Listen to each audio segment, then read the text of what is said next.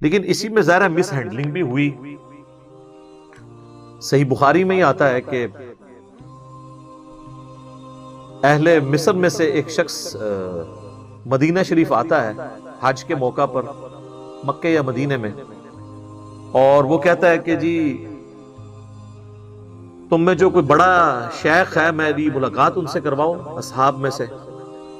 تو لوگ ایک شخصیت کی طرف اشارہ کرتے ہیں، عبداللہ بن عمر کی طرف.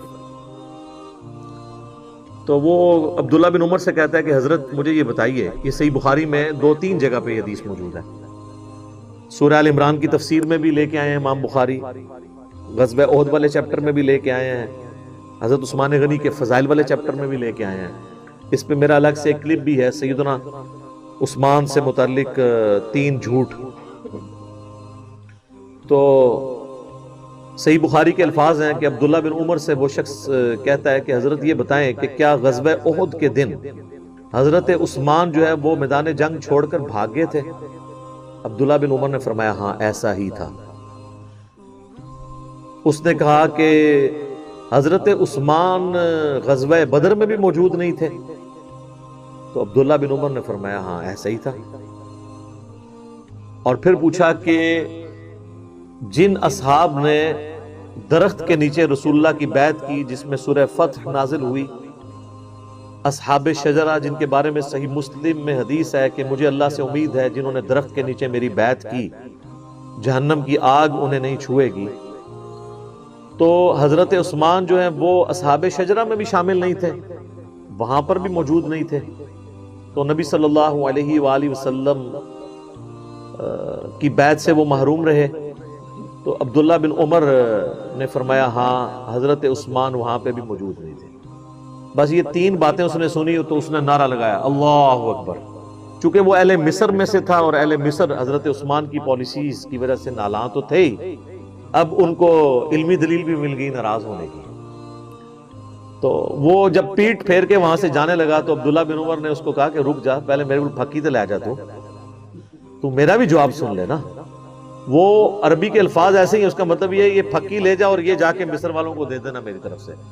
ان 3 باتوں کے جواب ہیں. پھر انہوں نے کہا کہ رہا مسئلہ اس بات کا جو تم نے پوچھا کہ احد کے دن حضرت عثمان بھاگ گئے تھے میدان جنگ سے، تو قرآن حکیم میں اللہ نے ان کی یہ غلطی معاف کر دی ہے. اور پھر انہوں نے سورہ آل عمران کی آیت نمبر جو 152 میں آیا نا وَلَقَدْ عَفَا عَنْكُمْ، بے شک اللہ تمہیں معاف کر چکا.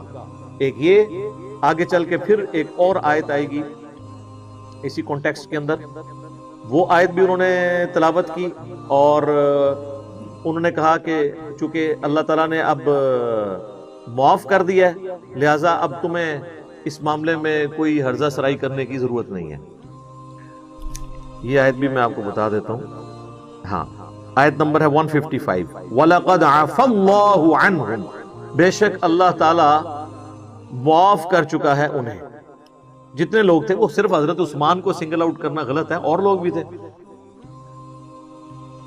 تو چونکہ یہ تو ہوگی معافی. پھر انہوں نے کہا تو نے بدر کے بارے میں پوچھا کہ بدر میں حضرت عثمان شامل نہیں تھے، تو اس کی وجہ یہ تھی کہ وہ نبی صلی اللہ علیہ وآلہ وسلم کی اجازت کی وجہ سے شامل نہیں ہوئے تھے، کیونکہ نبی صلی اللہ علیہ وآلہ وسلم کی جو بیٹی تھی سیدہ رقیہ سلام اللہ علیہا، وہ حضرت عثمان کے عقد میں تھی اور وہ اس وقت سخت بیمار تھی.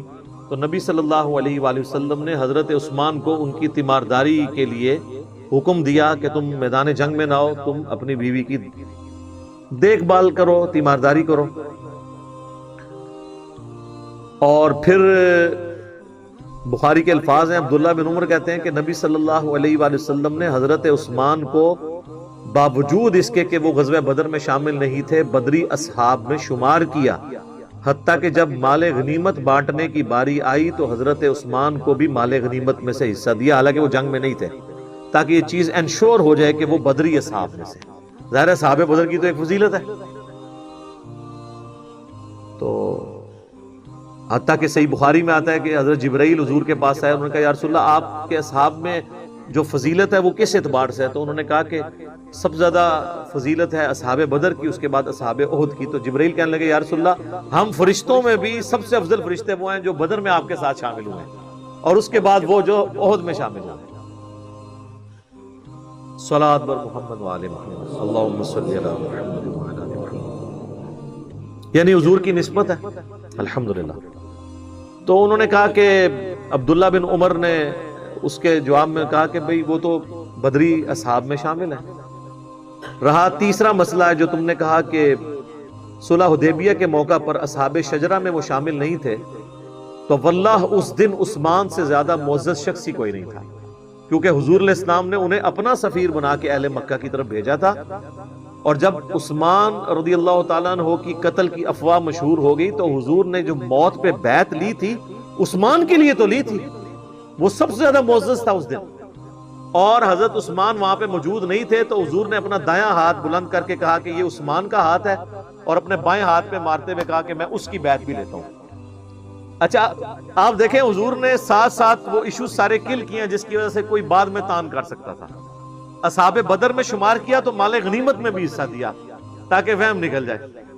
یہاں پر بھی اصحاب شجرہ میں وہ شامل نہیں تھے، لیکن یہ چیز لوگ بھول گئے کہ اصحاب شجرہ کی جو بیعت موت پہ ہوئی تھی وہ حضرت عثمان کے قتل کے بدلے کے لیے ہوئی تھی۔ جس شخص کے قتل کے بدلے کے لیے بیعت لی جا رہی ہوتی ہے تو وہ تو سب سے زیادہ معزز ہوتا ہے، کیونکہ بیعت اس کی وجہ سے ہو رہی ہے۔ پھر بھی حضور نے کیا کہا کہ عثمان موجود نہیں ہے، یہ ہاتھ عثمان کا ہاتھ ہے اور میں اس کی بیعت لیتا ہوں۔ تو حضور نے اپنے ہاتھ کو حضرت عثمان کا ہاتھ قرار دے کے ان کی بیعت لی۔ یہ تینوں فضائل حضرت عثمان کے بیان کر کے ان تینوں اعتراضات کے جواب میں حضرت عبداللہ بن عمر نے اس مصری شخص سے کہا کہ جانا اور اہل مصر کو یہ بھی ساتھ دے دینا، یعنی یہ پھکی ہوئی لہجہ جدا کوئی علمی آزما خراب ہوئے تو انہوں پھکی ہوئی دیں کہ اگر وہ حضرت عثمان کے اوپر کوئی تان کرے۔